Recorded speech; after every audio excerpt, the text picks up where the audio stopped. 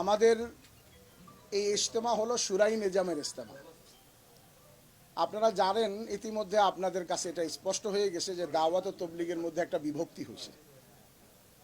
এখন এটা বলতে গেলে অনেক লম্বা হবে, আমি যদি খুব শর্টলি বলি যে এই বিভক্তিটা কেন।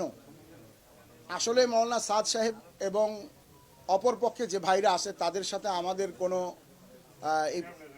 এই পৃথিবীর কোনো বস্তু জগতের বস্তু নিয়ে আমাদের সাথে তাদের কোনো সমস্যা নেই, কোনো ঝগড়া নেই। তাদের সাথে আমাদের যে ফাটল বা তাদের সাথে আমাদের যে বিভক্তি, এই বিভক্তির মূল কারণ হলো যে ওনারা একজন ব্যক্তিকে মেনে চলেন আর আমরা একটা জামাতকে মেনে চলি যারা সকলে মিলে পরামর্শ করে।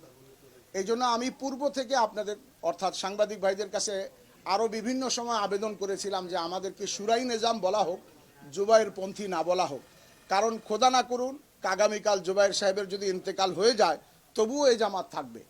আমরা জুবাইর সাহেবকে ফলো করি না, আমরা জুবাইর সাহেব সহ এক জামাত আছে যারা সকলে মিলে পরামর্শ করেন, সেই পরামর্শকে ফলো করি। সেখানে আজকে 13 জন আছে, কালকে অন্য 14 জন থাকতে পারে, পরশু অন্য 15 জন থাকতে পারে। অপরদিকে যে সকল ভাইরা আসেন তারা একজন ব্যক্তিকে অনুসরণ করে চলেন। এখন সে ব্যক্তি চলে গেলে কি হবে সেটা আমাদের জানা নাই, সেটার জবাব তাদের কাছে। এই জন্য আমরা একটা জিনিস বলতে চাই যে আমরা শুরাই নিজাম, আমাদেরকে কোনো জুবাইর পন্থী বলা না হোক। আর দ্বিতীয় কথা হলো বিভক্তির একটা মৌলিক কারণ হলো যে দাওয়াত ও তবলিগের মেহনত 100 বছর যাবৎ প্রায় সারা বিশ্বে খেদমত করে আসছে। এখন পৃথিবীর কোনো প্রান্ত নেই যেখানে দাওয়াত ও তবলিগের মেহনত চলছে না। কিন্তু এই বিভক্তিটা শুধু আমাদের দেশে নয়, ওভারঅল সারা বিশ্বেই এই বিভক্তিটা ঘটে গেছে। তার কারণ হলো যে একজন ব্যক্তি, যে ব্যক্তিকে কেন্দ্র করে সবাই চলছেন, উনি 3টা বিষয়ে আমাদের সারা বিশ্বের মুরব্বীদের পরামর্শের বাহিরে 3টা কাজ করেছেন। একটা, প্রথম 2টার সাথে আলেমদের কোনো মতবিরোধ ছিল না, আলেমরা সেটা জানতেও চান নাই, যেটা আপনাদের ব্যাপার। একটা হলো দাওয়াত ও তবলিগের কিছু মৌলিক নীতিমালা বর্জন করে তিনি এককভাবে সিদ্ধান্ত গ্রহণ করা।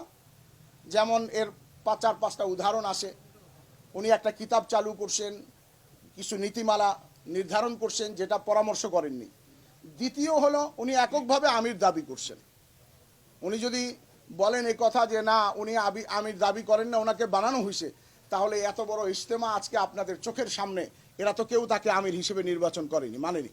আর এরা সবাই আলহামদুলিল্লাহ দাওয়াত ও তবলিগের সাথে। দাওয়াত ও তবলিগের মধ্যে আমির নিজের দাবিতে হয় না, বরং এটা সকল সুরারা মিলে তাকে নির্বাচন করে। কিন্তু উনি নির্বাচনকে না মেনে উনি নিজেকেই নিজে নির্বাচন করছেন। আর এই 2টা বিষয় ছিল দাওয়াত ও তবলিগের আভ্যন্তরীণ বিষয়। আর 3 নম্বর জিনিসটা হলো তিনি এমন কিছু বিতর্কিত বিষয় উত্থাপন করছেন যার সাথে ওলামা ইকরামরা একমত পোষণ করতে পারেন নাই। আমি যদি আপনাদেরকে এখন একটা এক্সাম্পল তুলে ধরি, আমাদের সাংবাদিক ভাইরা আপনারা নিশ্চয়ই যারা এখানে মুসলমান আসেন আপনারা নিশ্চয়ই নামাজ পড়েন। আপনাদের নামাজ এমনিতে কবুল হয় কিনা এটা তো আমরা কেউ বলতে পারি না, কিন্তু আমরা আশা তো করি যে আমাদের নামাজ হয়।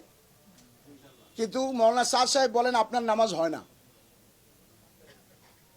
এখন আপনি যদি বলেন যে তিনি সঠিক পথে আসেন, তো তিনি বলেন আপনার নামাজ হয় না কেন? উনি বলেন প্যান্ট পরে নামাজ হয় না। আমরা বলি যে না, নামাজ হওয়া না হওয়ার সাথে প্যান্টের কোনো সম্পর্ক নাই, এটা একটা পোশাকের বিষয়। এমনিভাবে 1-2টি নয়, প্রায় 86 থেকে 90টি বিষয় উনি এমন উত্থাপন করছেন যে উত্থাপনটা ওলামা ইকরামরা মেনে নিতে পারেননি। ও তারা বলছেন এই কথাগুলি বাড়াবাড়ি, এবং এই কথার কারণে তবলিগের লাভের চেয়ে ক্ষতি বেশি হয়েছে। এবং বিশেষ করে উনি একটা নীতিমালা যেটা অবলম্বন করছেন যে ওলামাদের কাছ থেকে পৃথক হয়ে দাওয়াত ও তবলিগের কাজটাকে উনি বলতে চাচ্ছেন যেটা আমরা করি বা আমাদের তবলিগের সাথীরা করবে, অথচ তবলিগের কাজটা দিনের বাইরে কিছু নয়।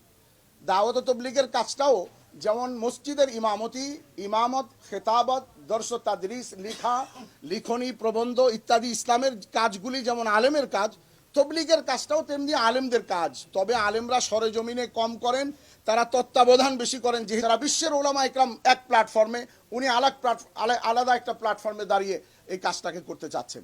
এই 3টি বিষয়ের কারণে মৌলিকভাবে ওনার সাথে আমাদের বিভক্তি।